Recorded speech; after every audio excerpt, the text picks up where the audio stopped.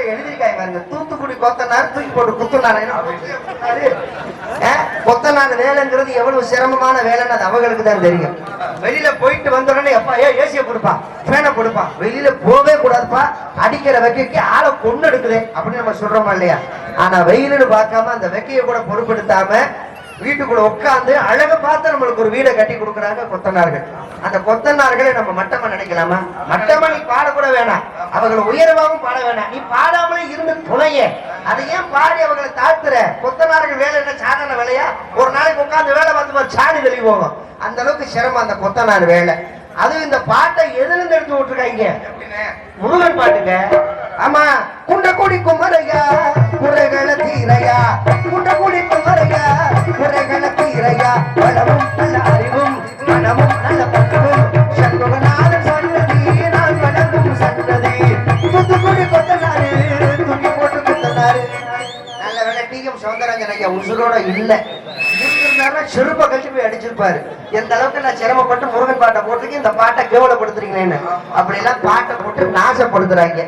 அதனால கொத்தனார்கள் உங்க தொழில் மென்மேலும் வளர வேண்டும்னு இறைவன்ட்ட வேண்டிக்கிறான். ரொம்ப பெருகி போச்சு. முதல்ல மைசெட்டுக்காரங்கிட்ட இந்த கிராப்னு சொல்லி பெட்டி வச்சிருப்பாங்க, பெரியவங்களுக்கு எல்லாம் தெரியும். ஆமா, அதுல பாட்டு கேட்கணும்னா என்ன பண்ணணும்? சாவி கொடுத்து சுத்தணும். கேசட் வந்து சாப்பாடு தட்டு மாதிரி பெருசா இருக்கும். அந்த தூக்கி அந்த டப்பா மேல வச்சு முள் பாயிண்ட் இருக்கு, அந்த முள் பாயிண்ட கொண்டு வந்து கரெக்டா அந்த கேசட்ல வைக்கணும். வச்சு அந்த சாவியை சுத்தணும். சுத்தணும்னு பாட்டு வெளியில அழகா கேட்கும். எப்படி கேட்கும்? எப்படி? மருதமலை மாமணியே முருகையா தேவரின் மூலம் பாட்டு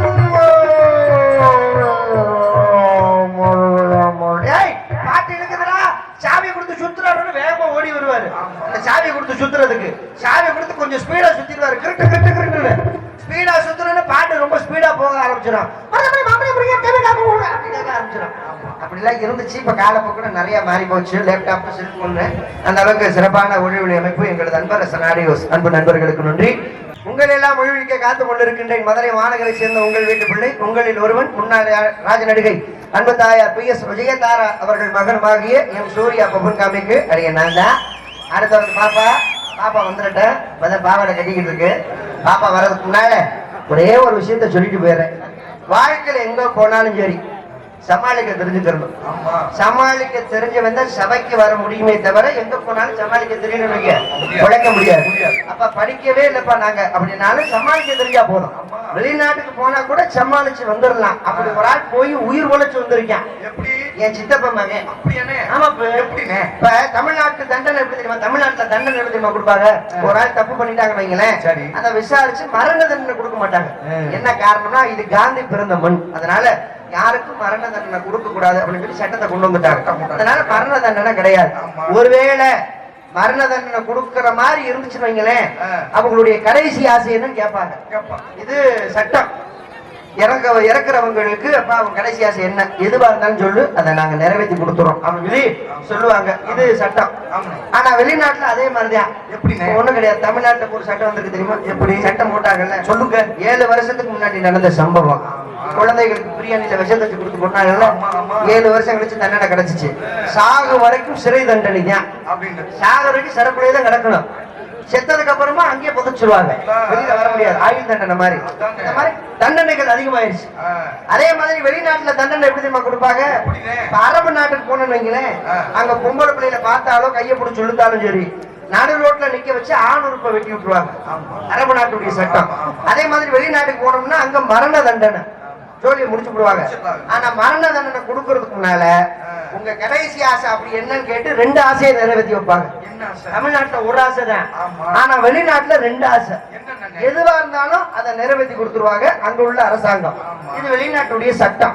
என் சித்தப்பா மகன் வெளிநாட்டுக்கு வேலைக்கு போயிருக்கேன். போன பயப்புடுங்க அங்க 2 பள்ளிகளோட கூட்டணி சேர்ந்திருக்கேன். ஒருத்தன் அமெரிக்காரன், ஒருத்தன் லண்டன்காரன்.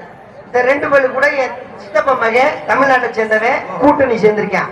இந்த 3 பள்ளிகளும் சேர்ந்து ஏதோ கூட்டு களவாணித்தனம் பண்ணிருக்காங்க. போலீஸ்ல பிடிபட்டாங்க. நேரா கோர்ட்ல கொண்டு போய் நிப்பாட்டிட்டாங்க 3 பேர்த்தையுமே.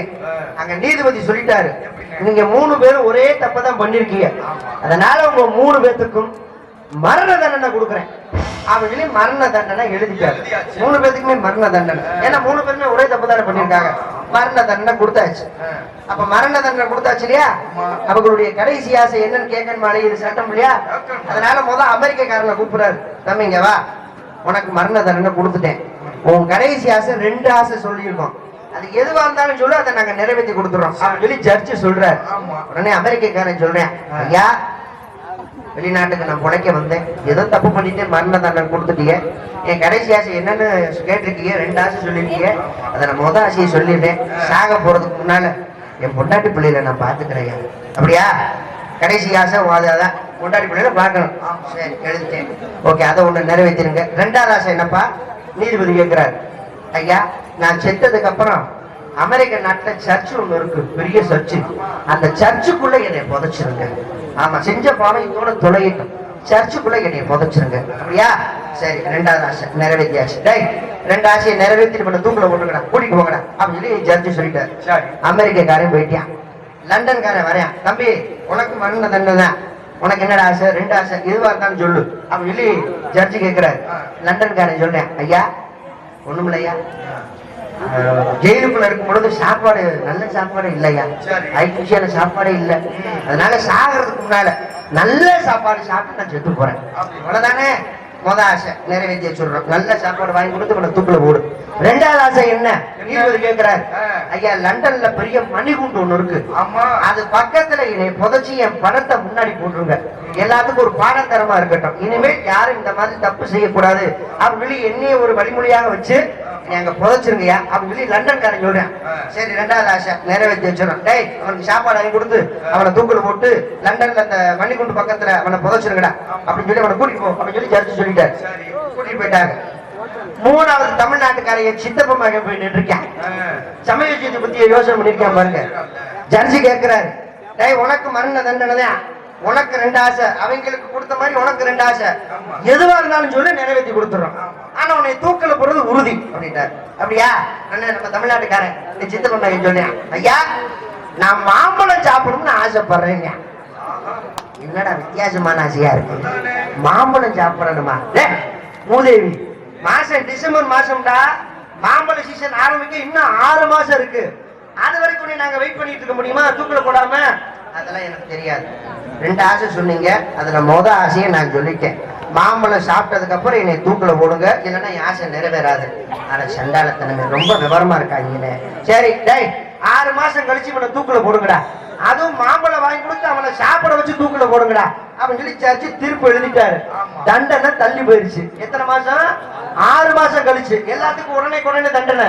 நம்ம தமிழ்நாட்டுக்காரங்க மட்டும் 6 மாசம் கழிச்சு தூக்கல போடிச்சுட்டாரு ஜட்ஜு. சரி, அடுத்து ஆசையை கேட்கணுமா இல்லையா?